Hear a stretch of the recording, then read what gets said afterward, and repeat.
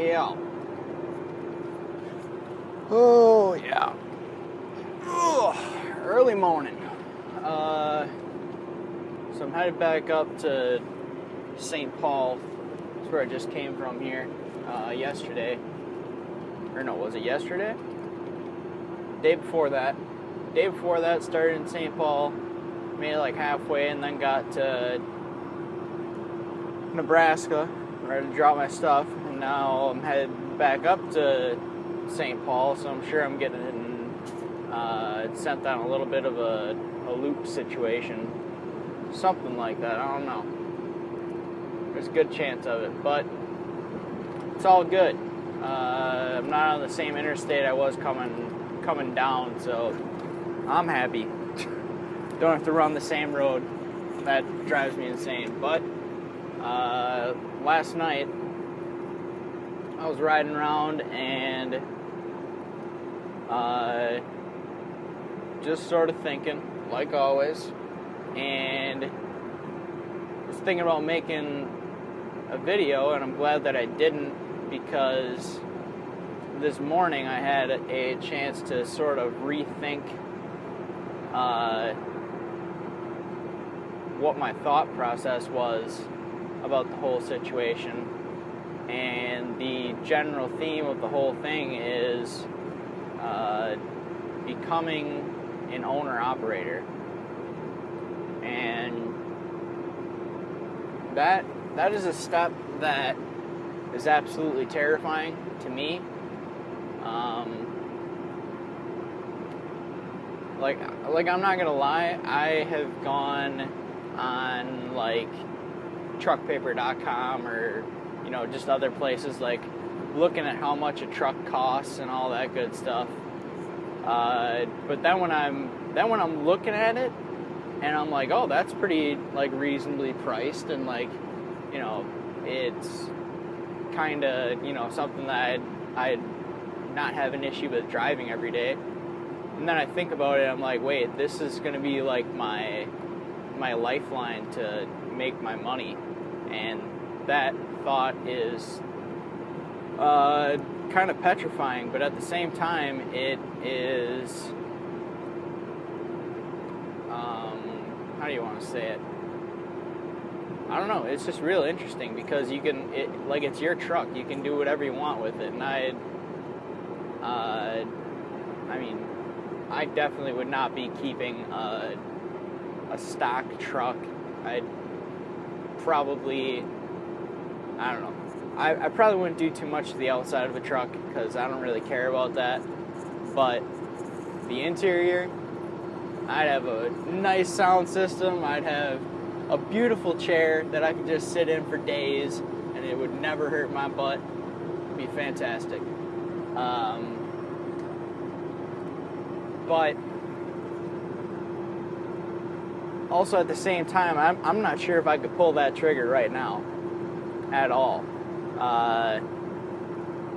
Yesterday, when I was sitting around doing my 30, scrolling through Facebook, and my company has a closed group for just drivers on Facebook, and sometimes people post cool stuff, sometimes people are just whining, and somebody posted a photo of this truck that was leased on to the company, and I didn't realize that you could lease that old of a truck onto the company. And so I posted a comment, basically. I can't remember what I exactly said, but basically it was,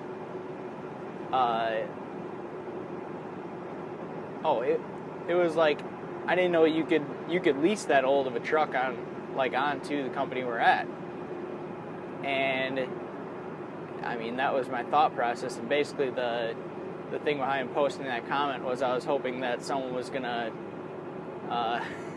reply to it and be like, oh yeah, you can lease anything on, if it's younger than 20 years and this and that and the other thing. And all this sort of stuff. And that's basically the answer that I got back.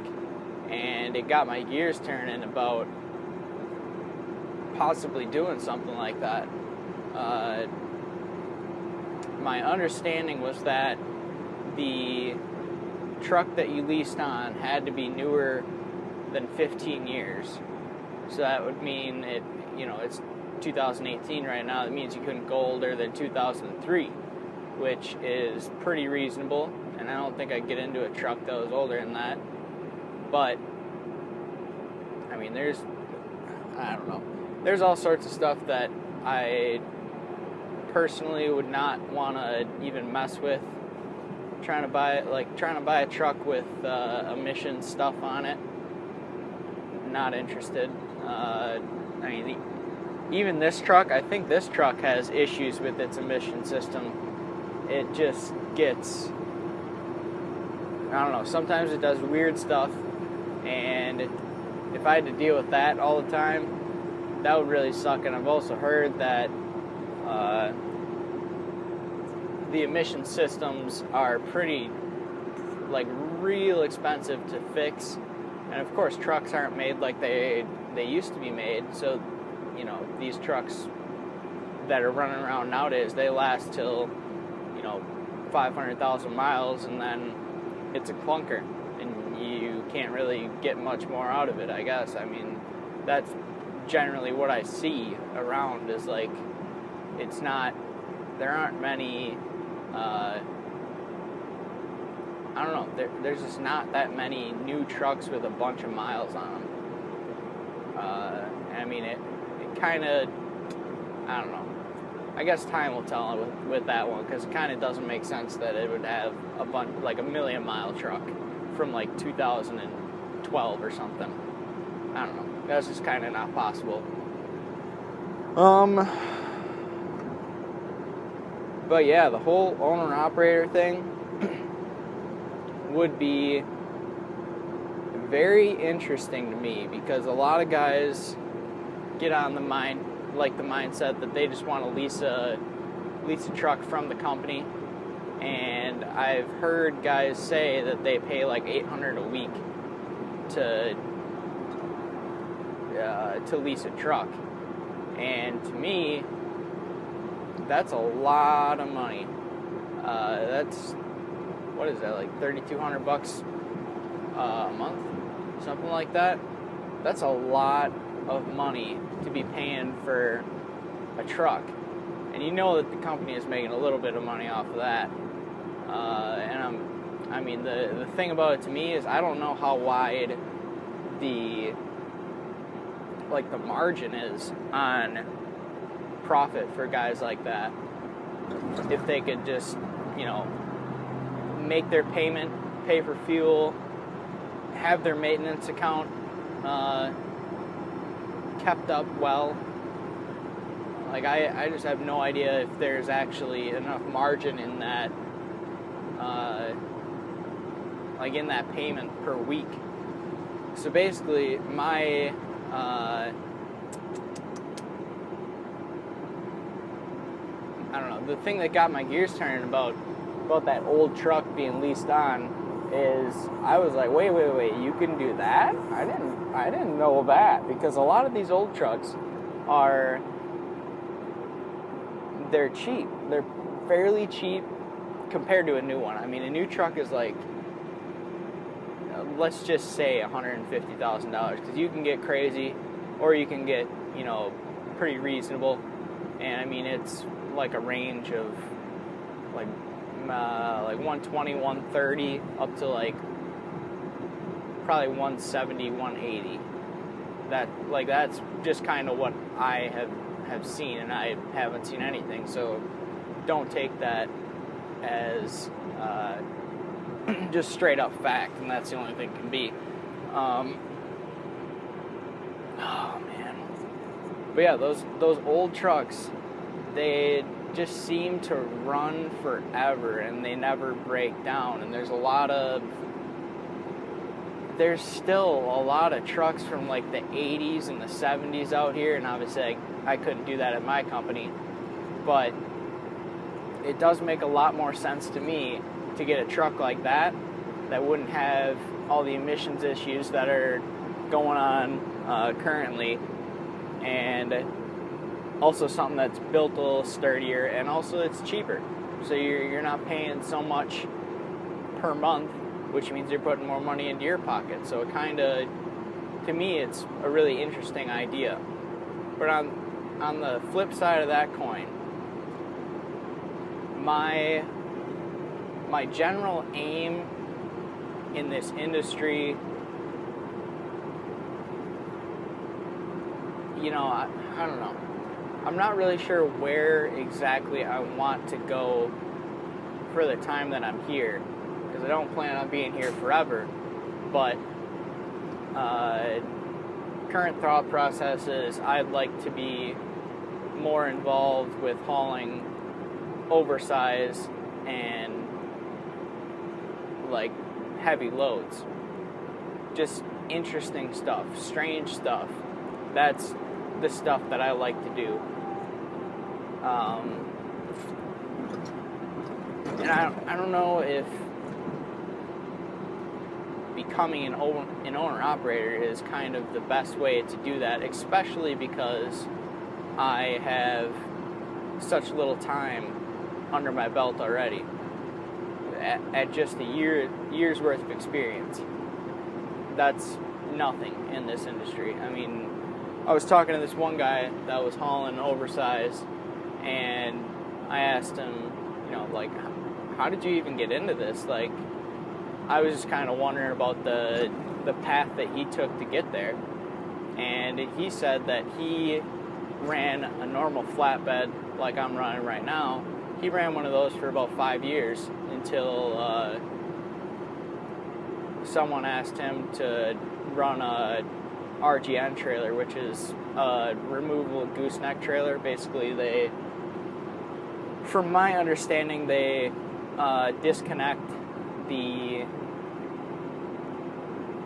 I don't know how to explain this, but basically there's a step up on that trailer and it drops real low, and that step up can be released from the truck, and essentially it allows equipment to drive on there a whole lot easier, and you can haul taller stuff because it's such a low trailer that your clearance is improved, so you can do some pretty strange stuff with trailers like that, which is kind of my aim.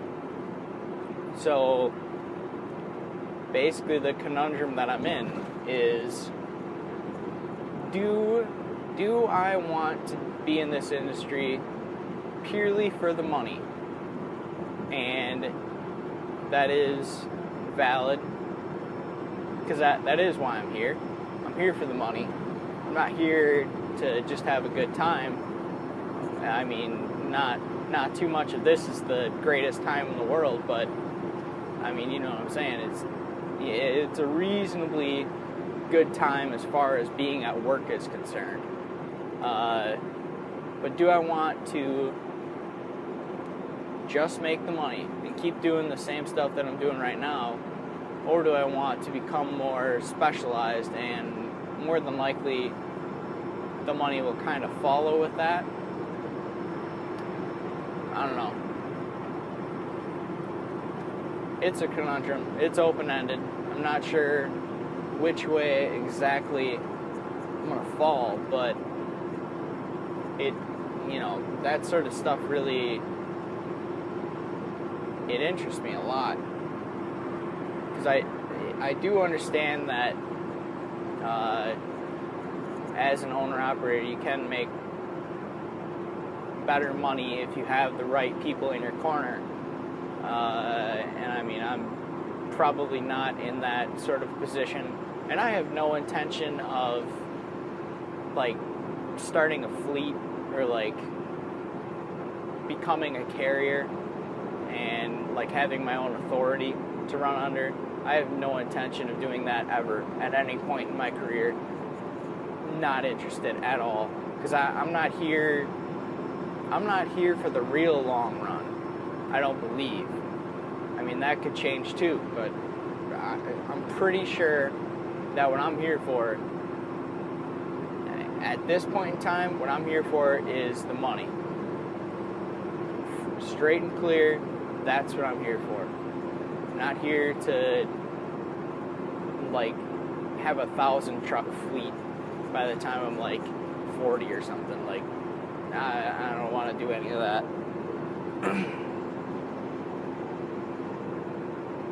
I don't know. So on the same token as that, the owner-operator thing sort of, I don't know. Because, I mean, there's just a lot of single truck owner-operators out here, and you see them all the time, where they're, like, it's just the one truck, and that's it. And they're leased on somewhere, and they just run that truck. And that's my aim with it. It's not to start a fleet at all, but I'm not sure. I don't know. I'm sure time will tell, and either, I don't know. I'd be surprised if I didn't give it a try. And see if it does work, and if I can make better money at it, and I do enjoy my general living situation a little better. I mean, just because I've never done it, you know, you can't be sure until you do it. But yeah, I think at the same time, that's not going to progress my career in the way that I want it to go right now. And maybe I'll get to the point where I'm like, okay, all this oversized, heavy stuff is just too, it's just too strange, and there's so many, you know, hoops to jump through, and it's just not worth it at the end of the day. Maybe I'll get frustrated with it, and it'll be like, man, I just miss, you know, a simpler existence in this industry. So maybe I'll just go back to it. I'm not sure. I don't know. This is all hypothetical. This really isn't going anywhere, but I would be surprised if I never took a shot at being an owner out before leaving the industry. If I never narrowed down where I wanted to be at, and then figured out how to, you know, like what sort of a truck I wanted to get and all that good stuff, I guess. I don't know. We'll see. But yeah, I'm gonna get out of here. 250 miles left, so making good time, actually, not too bad. Yeah, I should be there on time, hopefully. So yeah, I'm gonna get out of here, and yeah, catch you on the next one. Bye bye.